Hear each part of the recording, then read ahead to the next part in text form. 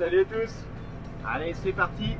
Ce matin, c'est à peine 5 heures là, donc je suis parti pour répandre l'urée sur les maïs et les tournesols sur le site le plus loin. Donc là, j'ai attaqué au plus proche en attendant qu'il m'appelle que de m'avoir livré la benne sur pied au site le plus loin pour monter là-bas. Je vais pas monter pour attendre, donc comme j'ai l'engrais que je suis allé chercher hier avec l'Athéna, je commence des pentes ici. Allez, je vais essayer de vous faire suivre un petit peu tout ça avec quelques prises de vue et des explications. Et puis vous faire voir aussi un peu l'évolution des maïs.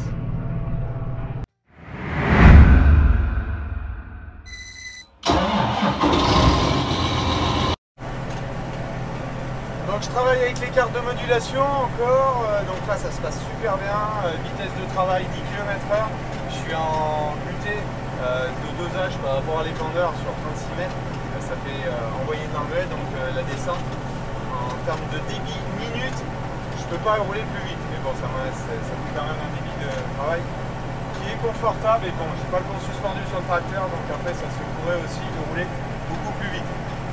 J'ai peur avec le jumelage, pourquoi? Pour garder les traces, faire le moins de marquage possible dans la parcelle, et comme j'enjambe bien les rangs, ça va plutôt pas mal.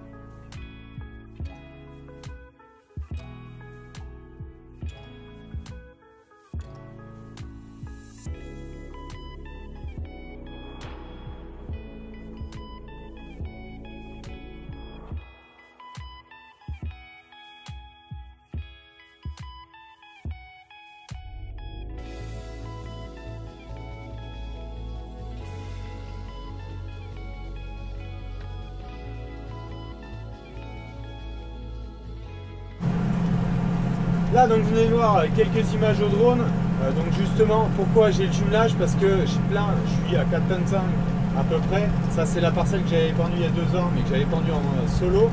Là on est beaucoup mieux, ça permet quand même d'avoir un sol très plan même quand l'épandeur est chargé. Donc tout se passe bien en communication toujours entre les consoles et Climate pour la récupération ici des cartes d'épandage et des quantités épandues, comme ça je prends ma carte de prescription d'épandage, et ensuite une fois que j'ai fait l'épandage, j'ai juste à venir sur cet onglet là, et là j'ai la quantité épandue en instantané, et quand j'ai terminé la parcelle, ça me le garde en mémoire pour rentrer ensuite dans mon logiciel parcellaire de gestion de parcelle. Voilà, la caméra c'est pas très visuel, même au drone, sauf quand je suis vraiment par terre, de voir le maïs aujourd'hui. Il a repris les couleurs pas mal depuis que les températures sont remontées. Là, l'apport d'engrais plus des pluies derrière et toujours une température supérieure à 20 degrés au plus chaud de la journée va les faire les booster plutôt pas mal. Donc là, ils sont entre 5 et 6 feuilles. Je vais faire le désherbage en fin de semaine parce que alors, kénopode renoué, il y a du liseron un peu des champs qui traînent, il y a quelques ambroisies aussi. Donc nettoyer tout ça. Par contre en termes de graminées c'est plutôt propre. J'avais fait un désherbage racinaire en prélevé et ça a bien tenu jusque là étant donné qu'on a eu des conditions humides. Parce que vous voyez j'ai pas mal de kénopodes blancs là qui traînent, des renoués un petit peu plus loin dans la parcelle, ça dépend des veines. Des liserons qui sont là. Vous voyez, ici il y a des liserons, ici un kénopode et on en voit d'autres. Donc c'est par plaque, hein, mais bon, ils avancent quand même. On est à 3, 4, 5 à 6 feuilles les plus avancées. Mais ils sont plutôt réguliers. Bon, ça tombe bien. Ça c'est terminé.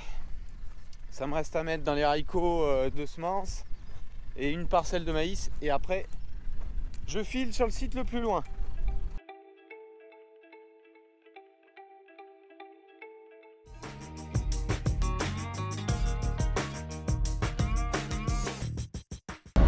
Allez, je suis arrivé sur le site le plus loin. Midi, c'est midi pile. Donc je vais paramétrer au guidage ce qu'il faut pour mettre la carte et tout. Et attaquer dans le maïs.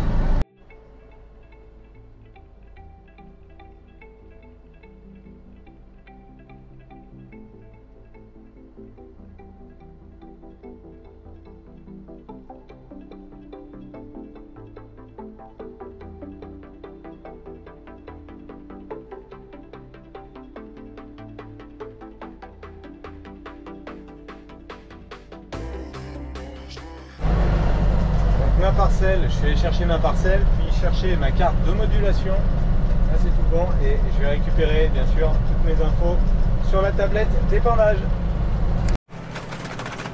Bon bah ça va se dérouler je pense sans accroc la journée d'épandage parce que je vois pas trop orageux encore tout de suite et j'ai fait déjà la moitié de la parcelle de maïs. Vous pouvez voir sur la tablette donc tout ce qui est déjà fait et ça me reste après 20 hectares de tournesol à faire. Donc j'ai déjà avancé un petit peu tout ça et puis je vous ferai des images des cultures ici. Pour faire simple ici les maïs sont plutôt pas trop mal. Quelques dégâts de ravageurs, il y a eu quelques taupins, alors attention il y a eu de l'insecticide plus un petit peu de sanglier mais bon ça s'est cantonné au premier jour où j'ai semé. Et je pense qu'il n'y en a pas eu d'autres trop après de dégâts au passage dans les lignes de semis. Les tournesols par contre sont plutôt réguliers mais je vous ferai voir tout ça.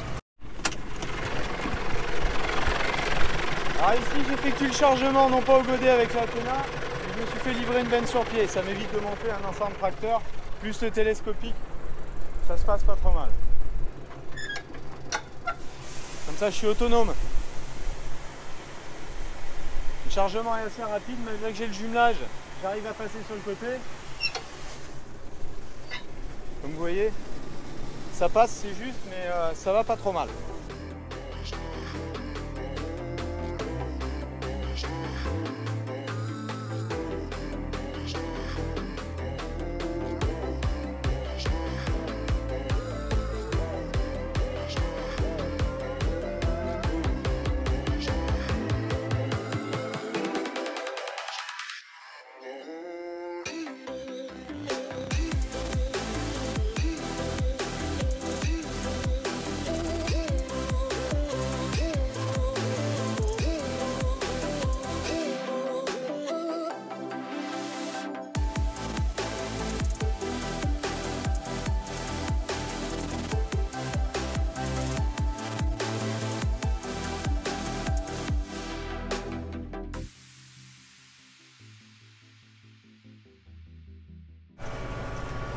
Allez, les maïs sont faits.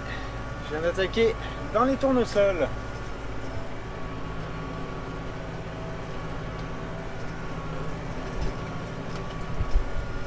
C'est pas vilain. Pour l'endroit, c'est pas mal parti. Quand on les voit comme ça réguliers, c'est plutôt propre en plus. Et j'ai pas fait le rattrapage de désherbage. Donc il n'y a rien qui urge. Il y a quelques ambroisies qui arrivent. Là, je vois du tracteur, je descendrai voir un petit peu mieux après. Mais là, j'ai rarement vu une levée si régulière dans cette parcelle-là. C'est... si vous vous souvenez, c'est la parcelle où je labourais avec le 8R en travers du maïs l'année dernière. C'est celle-là. Donc ça s'est pas mal récupéré là. C'est pas... Ça fait plaisir. Enfin, allez, continuons. Je vais vous faire quelques images au drone quand j'aurai fini les contours.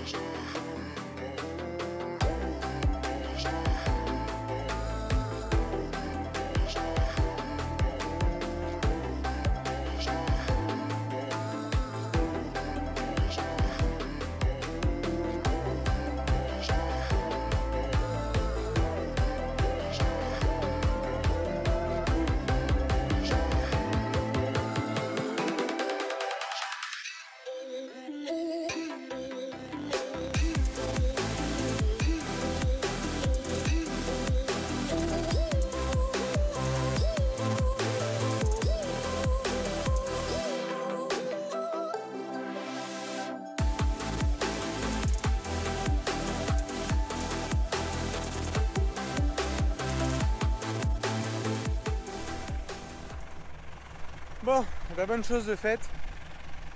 Et la pluie m'a pas arrêté. Donc vous voyez les tournesols, donc là par rapport à ce que je vous avais filmé dans une courte vidéo, là on est dans la partie la majoritaire de la parcelle où il n'y a pas de dégâts d'oiseaux qui se trouvent plutôt le long des haies là-bas. Alors ce que vous voyez là, ce phénomène là, c'est dû simplement au taux d'argile. C'est pas mal. Alors le désherbage racinaire commence à lâcher parce que vous voyez là il y a un géranium. C'est peut-être pas là le plus représentatif, non là, c'en est encore un. Voilà, un ambroisie. Ces petites ambroisies là. Donc tout ça, ils vont se développer assez vite si ça pleut. Donc il faudra que je m'occupe de désherber ça, de faire le rattrapage, mais j'ai une dizaine de jours avant de le faire. On va laisser pleuvoir, laisser ensuite l'engrais faire son efficacité. Je pense que les tournesols vont galoper et ensuite un petit désherbage propre. Et puis ils vont couvrir ensuite le sol, donc désherbage plus bord, je pense que je vais faire tout en un seul passage. On verra d'ici là. Allez, je vais vous faire voir les maïs. Je repasse devant. Je voulais finir avant que la pluie ne me sorte pas. C'est bizarre, ça fait lourd à des moments, d'autres moments on a presque l'air frais. C'est bien un signe orageux. On verra ça.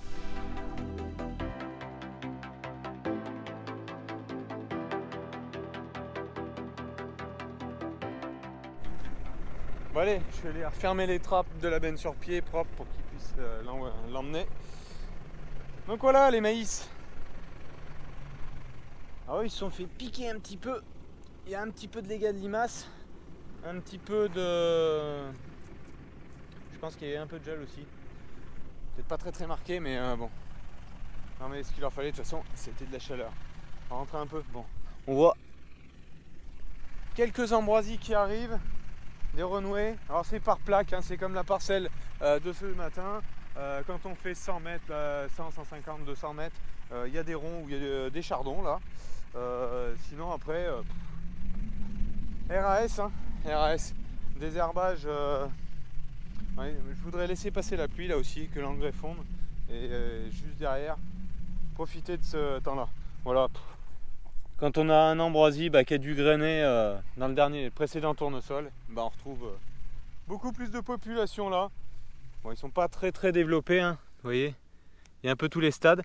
Et il y a une renouée là qui doit être choquée encore du désherbage racinaire que j'avais fait, qui a dû se réactiver sur les dernières pluies qu'on a eues pour qu'il soit choqué un peu comme ça. Et l'ambroisie là, pas terrible non plus. Mais bon. Ça leur suffira pas pour les faire tomber.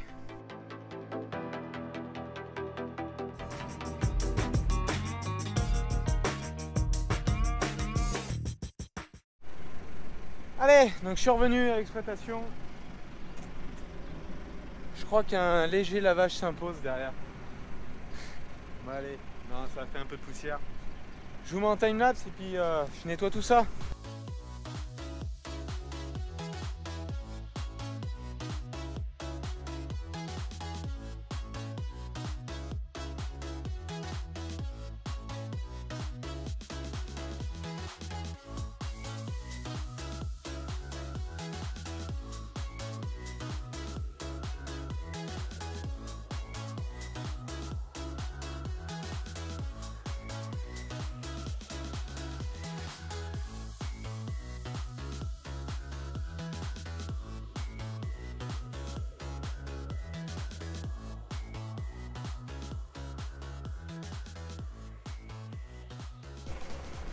Et le voilà propre.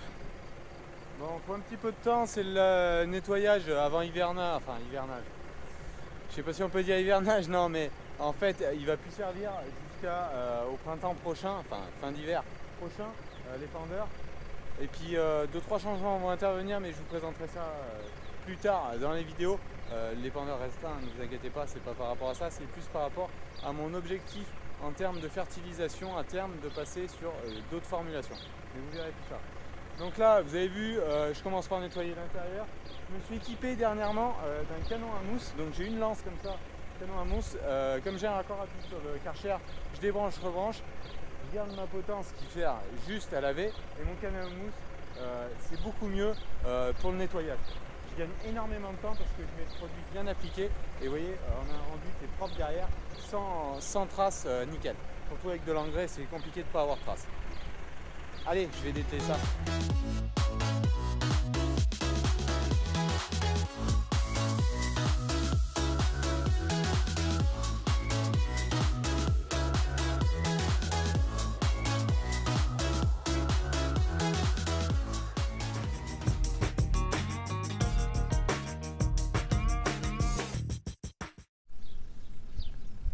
Pendant le bilan de cette vidéo, avec 6 jours de plus, donc on a pris entre 20 et 30 mm sur une journée en belle pluie, quelques pluies un petit peu orageuses à certains moments, donc sur tout ce qui est apport d'engrais, donc parfait, l'efficacité. Pour une fois, les prévisions météo étaient fidèles à ce qu'avait, étaient bonnes parce que ça a vraiment fait ce qu'ils avaient annoncé, donc ça fait du bien. Là, on a repris de la douceur derrière, donc les haricots rames, eux, ils galopent, mais ils galopent vraiment. Vous voyez, ils ont pris belle tournure, ils sont bien uniformisés sur les lignes de semis, donc vous pouvez voir que c'est assez régulier. Juste à côté, les maïs poussent et galopent vraiment. Donc eux, ils ont pris de la couleur parce qu'il leur manquait un peu de température ces derniers temps. Et donc maintenant, le désherbage a été fait aussi il y a 5 jours d'aujourd'hui. L'apport d'azote, il y a 6. Et une pluie derrière, donc franchement, en termes d'efficacité, c'est plutôt pas mal. Donc voilà, j'en termine pour cette vidéo. Je vous dis à la semaine prochaine pour la suite où il va y avoir du minage, il va y avoir pas mal d'autres choses à faire, mais je vous présenterai tout ça et puis quelques vidéos courtes en semaine. Allez, bonne semaine à vous tous et puis à la prochaine. Ciao, bye bye.